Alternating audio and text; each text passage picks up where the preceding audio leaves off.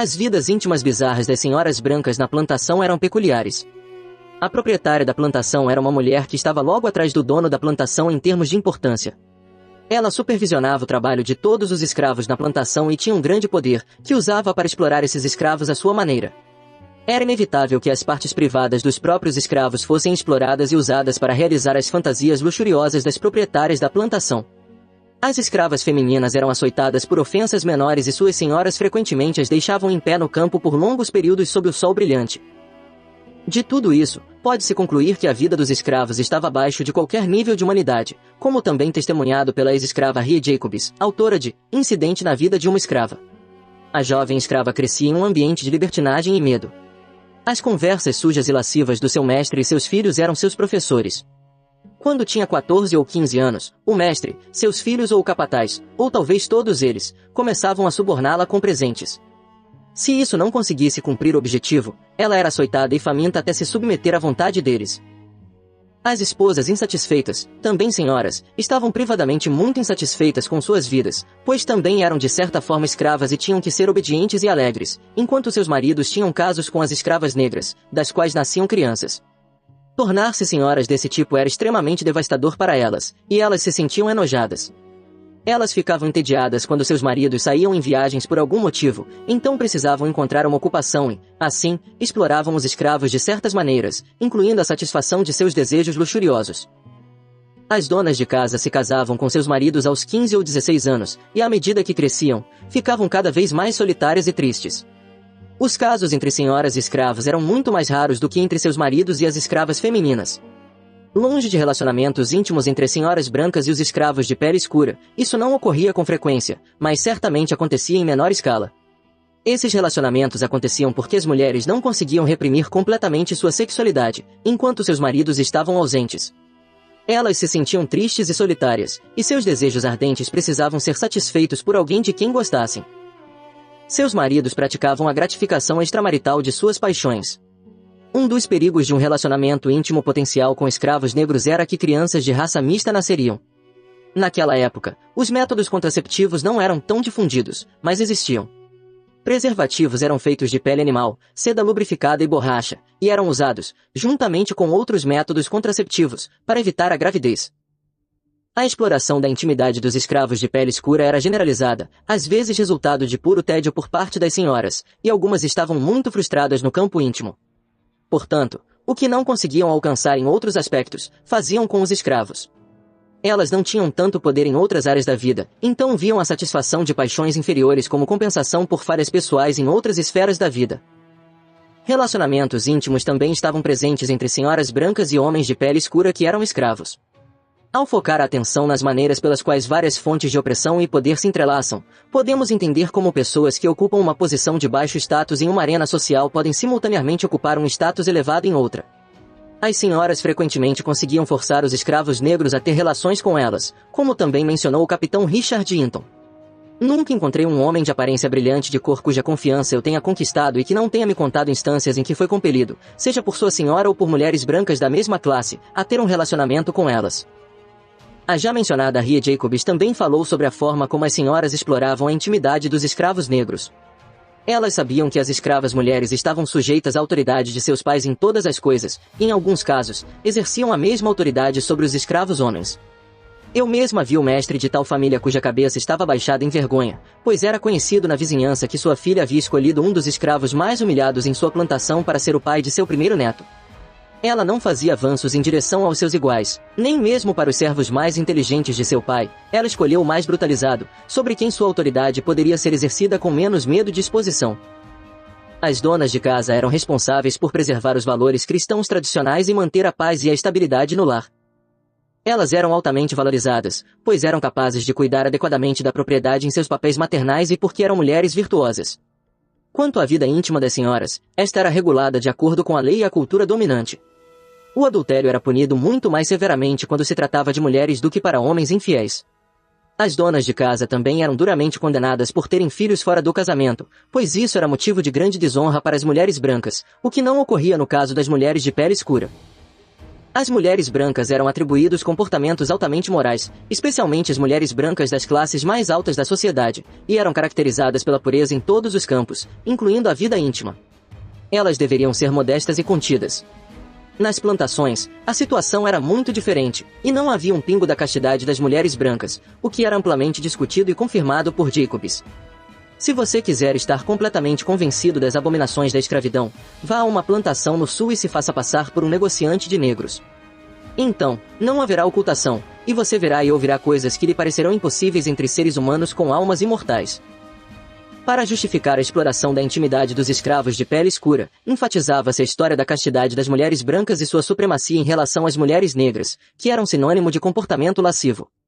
As mulheres das classes mais altas se atribuíam o direito de satisfazer seus desejos íntimos dessa forma, porque se consideravam superiores às mulheres negras. Elas também tinham grandes frustrações devido à cultura prescrita e porque seus maridos muitas vezes estavam ausentes, então não podiam satisfazer sua luxúria da maneira correta. Nesse caso, elas usavam escravos para esse propósito. Elas tinham casos com escravos, o que as levava a sofrer grande humilhação. Às vezes, até acontecia de as donas de casa engravidarem, então, faziam grandes esforços para esconder a gravidez. Os filhos de raça mista das senhoras compensavam a ausência de poder em seus relacionamentos com seus maridos. Nesses relacionamentos com os escravos, escândalos que acarretavam condenação da sociedade e humilhação pública raramente ocorriam, mas às vezes não podiam ser evitados, então crianças de raça mista nasciam como fruto do amor entre as senhoras e os escravos, como testemunhado na autobiografia de Charles Poe, que teve um caso com a filha de um rico fazendeiro. A garota foi mantida na casa do pai até o nascimento do filho, que ela não podia amamentar, pois lhe foi tirado. Ela foi degradada de sua posição na sociedade, e seu filho foi vendido como escravo para evitar escândalos. O infanticídio ocorria, ou as crianças também se tornavam escravas. As esposas dos fazendeiros eram supostamente virtuosas, honestas e direcionavam todo o seu amor para seus maridos. Evidentemente, elas descontavam suas frustrações nos escravos, pois eles também eram uma certa propriedade de seus maridos, que eram efetivamente seus mestres. Seus maridos tinham permissão para explorá-las da mesma forma que faziam com seus escravos, o que causava frustrações justificáveis. Sua liberdade era significativamente limitada, e quando precisavam viajar, sempre o faziam com um acompanhante masculino. Os códigos de escravos do sul do país, assim como os códigos de escravos das terras baixas, demonstravam que o domínio feminino foi inscrito especificamente na legislação das colônias desde seus primeiros dias. Em 1701, a Lei da Carolina do Sul estabeleceu que os escravos castrados por fugirem de seu mestre, senhora ou proprietário seriam mutilados ainda mais em caso de fugas repetidas, enquanto outra lei de 1740 alertava que os proprietários que não fornecessem roupas adequadas que cobrissem todo o escravo sob sua responsabilidade seriam legalmente responsáveis. As leis da Geórgia ameaçavam multar o mestre, senhora ou capataz de qualquer escravo que fosse contratado sem um bilhete aprovado que detalhasse outras responsabilidades cívicas dos proprietários de escravos, incluindo contribuir para a milícia das colônias e enviar escravos para construir obras públicas. O uso de linguagem semelhante e não discriminatória levava em consideração especificamente as proprietárias do sexo feminino. A propriedade de escravos do sexo feminino existia e era reconhecida. Na verdade, devido às muitas mortes prematuras dos chefes de família masculinos em meio à instabilidade da vida colonial, algumas mulheres ganharam autonomia econômica sem precedentes. Essas mulheres administravam independentemente grandes plantações e compravam, vendiam, legavam e contratavam escravos, o que lhes conferia status financeiro para desempenhar papéis públicos importantes em suas comunidades. Cientes de que o patriarcado sulista geralmente era hostil à autonomia feminina, essas mulheres solteiras proprietárias de escravos protegiam seu privilégio precário ao replicar as mesmas hierarquias racistas que possibilitavam a escravidão sulista. O domínio de escravos não se limitava a mulheres solteiras. As mulheres também entravam no casamento com escravos dados a elas por seus pais, e embora legalmente esposas, as pessoas e a propriedade, escravizada ou não, pertenciam a seus maridos, a realidade era mais complexa. Algumas senhoras faziam distinção entre seu próprio poder e o de seus maridos.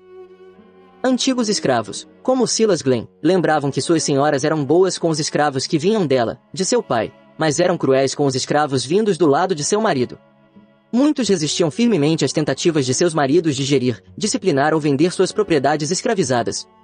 As mulheres brancas que cresceram comandando escravos desenvolveram uma compreensão internalizada de si mesmas como proprietárias de escravos, com os direitos e responsabilidades associados, e não hesitaram em afirmar esse senso de propriedade independente dentro de seus casamentos.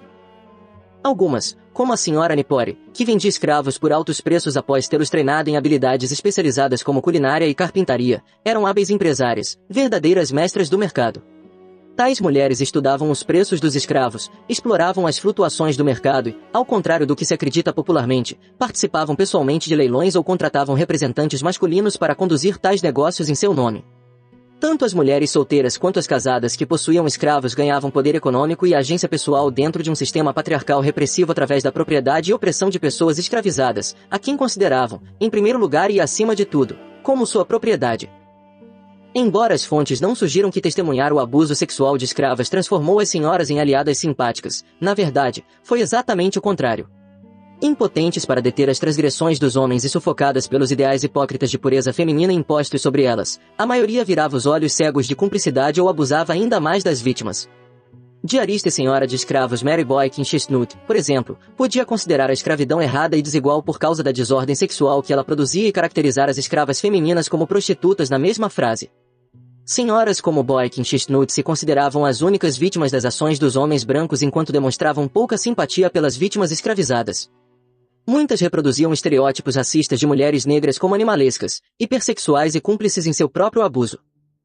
Boykin Chestnut se sentia enjoada ao testemunhar uma mulher mulata sendo vendida para fins sexuais, mas descrevia a mulher como olhando lascivamente para os compradores com um sorriso alargado de excitação.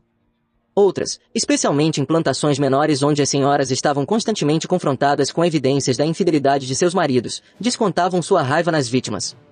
Solomon Northup, em sua narrativa autobiográfica, lembra de testemunhar uma escrava chamada Paris Bean sendo literalmente espancada devido ao ciúme de sua senhora. A senhora frequentemente persuadia seu marido ou outros escravos a chicotearem Patsy por despeito e até tentou subornar Northup para matá-la. Embora algumas tenham interpretado tais atos violentos, motivados por emoções erráticas, como algo menos grave do que o abuso sistemático frequentemente associado aos senhores, sua natureza imprevisível provavelmente aterrorizava e traumatizava os escravos. Portanto, as reações das senhoras ao abuso sexual, em última instância, perpetuavam a cultura maior de violência racializada inerente à escravidão sulista. Além disso, as senhoras de escravos exploravam os corpos escravizados de várias maneiras. Algumas mulheres, como Emily West e Rose J. Knight, exploravam o próspero mercado de amas de leite escravizadas para destacar como as senhoras manipulavam e transformavam em mercadoria a maternidade das mulheres escravizadas para atender às suas próprias necessidades. As razões das senhoras para empregar amas de leite variavam de doença a vaidade, com medo de que a amamentação fizesse seus seios caírem e se tornarem menos esteticamente agradáveis. Ao contrário das escravas, as senhoras tinham o privilégio de escolha nessa questão, e suas decisões determinavam a natureza da maternidade das mulheres escravizadas. Muitas senhoras também interferiam constantemente na maternidade das mulheres escravizadas. Algumas supervisionavam as gestações, administravam remédios caseiros, designavam certas escravas para agirem como parteiras e ocasionalmente decidiam onde os partos ocorreriam. Embora isso pudesse ser considerado uma assistência benevolente, não podemos saber como as mulheres escravizadas se sentiam em relação a essas intrusões em seus corpos e experiências íntimas. Além disso, o interesse delas na reprodução das escravas não era totalmente altruísta. Uma criança saudável era uma mercadoria valiosa, que poderia ser separada de sua família e vendida para lucro mais tarde. Em algumas situações, como argumenta Jones Rogers, experiências femininas compartilhadas como a maternidade não levaram as senhoras a transcender radicalmente as normas sociais. Pelo contrário, essas se tornaram arenas onde as senhoras reconstruíam hierarquias racializadas para reforçar seu próprio privilégio e poder. Algumas mulheres brancas nas plantações também participavam do abuso sexual de escravos masculinos. De acordo com Thomas Balcerski, as condições que favoreciam o abuso entre homens brancos e escravas mulheres, a disponibilidade de corpos escravizados e o sexo como meio de manter hierarquias de raça e poder também levaram a contatos similares. Entre as senhoras e os homens escravizados, ele observa que observadores contemporâneos frequentemente comentavam sobre isso. Por exemplo, Harriet Jacobs afirma que, ao ver como as escravas mulheres estavam sujeitas à autoridade de seus pais em todas as coisas, algumas senhoras aprenderam a exercer a mesma autoridade. Jacobs lembra de uma mulher que escolheu o escravo mais brutalizado em sua plantação como parceiro, sabendo que ela poderia exercer completamente seu poder sobre ele e evitar o risco de captura. Admitidamente, tais relacionamentos eram minoria, mas esse exemplo demonstra como as mulheres brancas entendiam, usavam estrategicamente e muitas vezes reencenavam as hierarquias de raça, sexo e poder ao seu redor. Importante notar que o abuso sexualizado não necessariamente envolvia estupro. Morgan comenta que até os encontros diários possuíam uma dimensão perversamente sexual no Sul. Devido ao fato de que algumas pessoas escravizadas eram forçadas a usar pouca ou nenhuma roupa, a exibição de corpos masculinos negros, em particular, na presença de mulheres brancas de classe alta, chamou a atenção de observadores do norte, como William Harding, que notou homens escravizados usando apenas uma camisa solta que descia até a metade das coxas, esperando por senhoras que não demonstravam nenhum constrangimento aparente. Outras violações de privacidade incluíam senhoras batendo em escravos despidos, de forma semelhante aos senhores, ou ordenando que eles fizessem massagens ou realizassem outras administrações íntimas em seus corpos. Algumas mulheres brancas garantiam o silêncio depois, ameaçando acusar os homens escravizados de tê-las estuprado se revelassem qualquer coisa, indicando que, assim como seus homens, elas reconheciam e manipulavam estereótipos sociais associando a negritude à agressão sexual. Tomados em conjunto, tais exemplos mostram como as mulheres brancas ganharam um certo poder transgressivo em uma sociedade que lhes negava agência sexual, através da dominação e violação dos corpos escravizados. Obrigado por assistir! Se gostou, inscreva-se, curta e comente.